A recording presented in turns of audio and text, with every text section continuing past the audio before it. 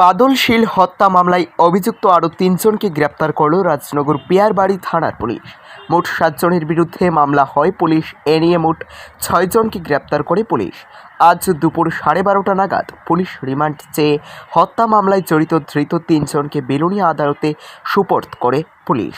রাজনগর পিয়ারবাড়ি থানার পুলিশ গোপন খবরের ভিত্তিতে গত সোমবার রাতে বেলুনিয়া মহকুমার রাজনগর পিয়ারবাড়ি থানাধীন গৌরাঙ্গ বাজার ও ভৈরবনগর এলাকায় অভিযান চালিয়ে বিশু দাস, বাবুল দাস ও জগশ্বর দাসকে পুলিশ গ্রেপ্তার করে।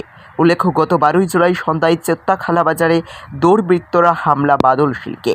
সেই সময় ত্রিস্তর পঞ্চায়েত নির্বাচনে দক্ষিণ ত্রিপুরা জেলা পরিষদের 4 নং আসনের সিপিআইএম প্রার্থী ছিলেন বাদলশীল। গুরুতর আহত অবস্থায় বাদলশীল আগরতলা জিবি হাসপাতালে চিকিৎসাধীন অবস্থায় গত 13 জুলাই প্রয়াত হন। বিস্তৃত ঘটনা জানিয়ে পিয়ারবাড়ি থানায় বাদলশীল হত্যার সাথে যুক্ত 7 জনের নাম ঠিকানা দিয়ে মামলা দায়ের করে বাদলশীলের পরিবার। U/S 118 Roman 2/109 Roman 1 BNS 103 Roman 1/35 BNS 2023 ধারা নিয়ে পুলিশ ঘটনার তদন্তক্রমে প্রথমে অমল দাস নামে এক অভিযুক্তকে গ্রেপ্তার করে। অমল দাস বর্তমানে আদালতের নির্দেশে জেল হেফাজতে রয়েছে।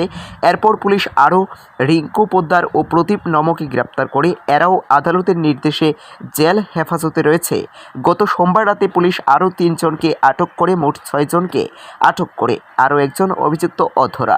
জানা যায়, বর্তমানে গ্রাম পঞ্চায়েতের শাসক বিজেপি দলের জনপ্রতিনিধি। পুলিশ কি পারবে গ্রেপ্তার করতে, সেই দিকে তাকিয়ে বাদলশীলের পরিবার সহ বুদ্ধিজীবী মহল। আমাদের পিয়ারবাড়ি থানাধীন চেত্তাখালা বাজারে গত জুলাই মাসের 12 তারিখ একটি ঘটনা ঘটে। এই ঘটনায় বাদলশীল নামে এক ব্যক্তির মৃত্যু হয়। এই পরিপ্রেক্ষিতে আমরা পিয়ারবাড়ি থানাতে একটি মামলা নেই, যার মামলা নাম্বার হচ্ছে 30/2024। এই মামলায় মোট 7 জনের নামে এফআইআর হয়। আমরা কিছুদিন আগে 3 জনকে গ্রেপ্তার করেছি এই মামলাতে, এবং আজ আমরা আরও 3 জনকে গ্রেপ্তার করতে সক্ষম হয়েছি।